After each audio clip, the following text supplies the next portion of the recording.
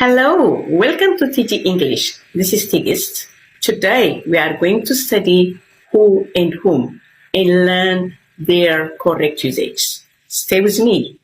Let's dive in. እንግዲህ መግቢያ ላይ እንደነገርኳችሁ ዛሬ የምንማረው who and whom ነው። Completely who and whom ተመሳሳይ ይመስላሉ እንጂ አጠቃቀማቸው በጣም የተለያየ ነው። ብዙውን ጊዜ whoን ሪፈር የምናደርገው as subjective ነው። whomን ደግሞ as objective. ምንድነው subjective? ምንድነው objective? It is not a big deal. I'm going to explain to you slowly and once at a time. Okay. እና whomን ሁልጊዜ subjective ነው። ድርጊቱን ያደረገውን ሰው ነው የምንናገረው። እንግዲህ ከዚህ በፊት የኔ ተማሪ ሆናችሁ subject objectን ታውቃላችሁ። subject ማለት ድርጊቱን የሚያደርግ ነው። object ደግሞ ተደራጊው ነው ማለት ነው። እና who ሁልጊዜ who ስንላይ ድርጊቱን ያደረገው ማን ነው ነው። who told you ስንል ማን ነገረ ስንል የነገረንን ሰው ነው የምንጠይቀው ማለት ነው። who told you ሳብጀክቱን ነው የምንጠይቀው። my brother told me, my sister told me, my father told me, my wife, my husband told me ብለን የነገረንን ሰው ድርጊቱን የተናገረውን ሰው እንናገራለን ማለት ነው። who called you ማን ደወለልህ ማን ጠራ። My brother called me, my sister called me, my boss called me, my son called me, my daughter called me. አሁን እነዛ ደውያዎቹን ነው የተጠየቅነው ማለት ነው። ያ ምንድነው? ሳብጀክቲቭ ነው። ድርጊቱን ያደረገውን ነው የምንጠይቀው ማለት ነው። ያ ሳብጀክቲቭ ኢዚ እና whom ደግሞ ኦብጀክቲቭ ነው። ኦብጀክቲቭ ደግሞ ድርጊቱን ነው። whom did you call? ለማን ደወልክ?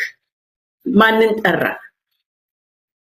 ማን ጋር ደወልክ ሲባል I called my brother, I called my sister, I called አሁን እኔ ደዋዩ ነው ደዋዩን ሳውን የተጠየቅኩት ደዋዩ እኔ ነኝ። whom did you call? ለማን ደወልክ ነው ሲሆን እና ለደወልኩት ሰው ነው የምናገረው ማለት ነው። ገባችሁ አይደለ? አሁን ያ ምንድነው? ኦብጀክቲቭ ነው። እኔ ነኝ ድርጊቱን ያደረኩት። whom did you tell? ለማን ነገርክ? I told my brother, I told my friend, I told my boss. ከዚህ በፊት በሌሎች አረፍተ ነገሮች አስተምራችኋለሁ እና ያ ምንድነው? ኦብጀክቲቭ ነው። whom ሁልጊዜ ሪፈር የምናደርገው ድርጊቱ ለተደረገለትን ሰው ነው ማለት ነው። ያ ማለት እንግዲህ ኦብጀክቲቭ ነው ማለት ነው። ኢዚ እና አሁን አንዳንድ ምሳሌ እሰጣችኋለሁ። ስፔሻሊ ስልክ ስንቀበል አንድ ሰው የማናውቀው ቁጥር ሲደወልልን በእንግሊዝኛ ኤግዛክትሊ በቀጥታ ምን እንደምንል አሳያችኋለሁ ማለት ነው። አሁን ለምሳሌ ሴልፎናችንን ቁጥሩን የማናውቀውን ስልክ ይደወልልናል ማለት ነው። እና ምንድነው የምንለው? በቀጥታ አንስተን ምንድነው የምንለው? who is this? who is calling እንላለን ማለት ነው። who is this? ይሄ ትክክለኛ አነጋገር ነው። who is this? who is calling?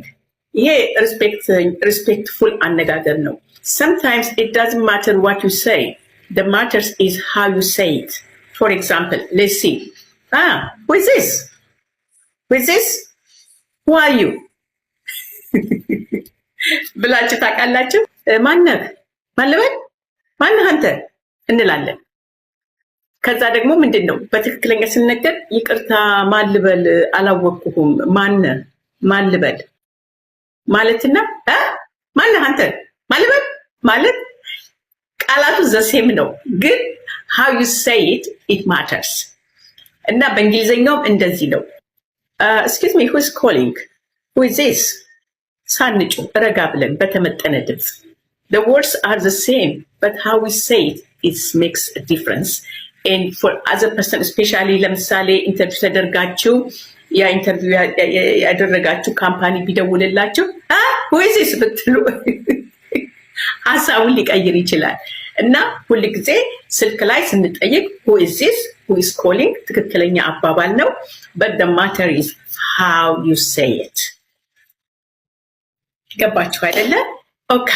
ስራ ዓለም ላይ ደግሞ ከዚህ በፊት ዩቲዩብ ላይ ሰርቻለሁ፣ ሄዳችሁ ካያችሁ ብዙውን ጊዜ መስሪያ ቤቶች ላይ ስንደውል ምንድነው የሚሉት? thank you for calling, good morning or good afternoon, thank you for calling, who is speaking? good morning, thank you for calling, this is Tig speaking እላለሁ ማለት ነው። እነሱ አንዳንድ ጊዜ ስሜን በምሳሌ ትግስት ስልክ ካልሰሙ በተለይ ውጭ ዜጎች በአንዴ ትግስት የሚለውን አያገኙም። ስለዚህ excuse me, whom am I speaking to? ይላሉ ማለት ነው። ማንን ያነጋገርኩት? ወይም ደግሞ who is this ይላሉ። who is this? I didn't catch your name. who is this? ዲስ ኢዝ ቲግስት ሃው ካን አይ ሄልፕ ቲግስት ይላሉ። የደወሉበትን ጉዳይ ጀምራሉ። ወይም ሌላ ሰውም ከፈለጉ ሌላም ሰው አገናኝኝ ይላሉ ማለት ነው። ስራ ቦታ እኔ ግሪት አድርጊያቸው ማንነቴን ነግሬያቸው እነሱም ማንነቴን ከነገሩኝ በኋላ ብዙን ጊዜ I would like to talk to your boss or I would like to talk to the secretary, I would like to talk to any department ብለው ሲሉ may I know who's speaking እላለሁ እና ብዙን ጊዜ ስማቸውን ይናገራሉ። ያንን ሰው ስም ከተጠየቁኝ በኋላ በውስጥ መስመር ምን እላለሁኝ someone is on the phone who would like to talk to you or someone is online who would like to talk to you ብዬ ያንን አስተላልፋለሁ ማለት ነው። እና አሁን እንግዲህ ባጭሩ ኮንክሉድ ሳደርገው ፕሮግራሙን ሁን የምትጠቀሙበት አንድ ሰው ለማን እንዳደረገ ስትጠይቁት ሁ ትጠቀማላችሁ። እናንተ ደግሞ ስትጠይቁ ማን እንዳደረገላችሁ ስትጠይቁ ሁም ይሆናል። ለምሳሌ who did you invite to the party? እንግዲህ የሆነ ፓርቲ ታዘጋጃላችሁ ማለት ነው። እናንተ whom did you invite? ማንን ነው የጋበዛችሁት? ጋባዥ ማን ነው? ሳብጀክቱ እናንተ ናችሁ። ተጋባዡን ነው የተጠየቃችሁት። my colleagues, I invited my friends, I invited my neighbors, I invited all my families. እና አሁን የጋበዛችሁትን ነው የምትናገሩት። ከዛ ደግሞ ሁን ስትጠቀሙ ደግሞ who did invite you to the party? ሰርግ ላይ አሁን ለምሳሌ ሰርግ ላይ ከምታውቁት ሰው ጋር እዛ ቦታ ይኖራል ብላችሁ የማትገምቱት ሰው ያገኛችኋል ወይ ታገኛላችሁ ማለት ነው። እና ምንድነው የምትሉት? who did invite you? who did invite you? እና ያንን ግብዣ ላይ አንስታችሁ oh my gosh, I didn't expecting you to be here. who did invite you? አሁን ጋባዡን ነው who የሚጠይቀው ጋባዡን ነው ድርጊቱን አድራጊ። I know the groom ባልየው ከሆነ ሙሽራውን ከሆነ የምታውቁት I know the groom፣ ሙሽራውን ከሆነ I know the bride። እና የተጠየቃችሁ እናንተን የጋበዛችሁን ሰው ትናገራላችሁ ማለት ነው። I think it is clear. Okay, all right. Before I conclude my program, if anyone has a confusion or you are not understanding what I'm saying or maybe I didn't explain very well, please leave your comment on the comment section and I'm definitely look at it and I'm going to reply you for each and every comment. Okay, ladies and gentlemen, keep practicing and I'm looking forward to see you all in our next lesson. Until then, have a nice day. See you soon.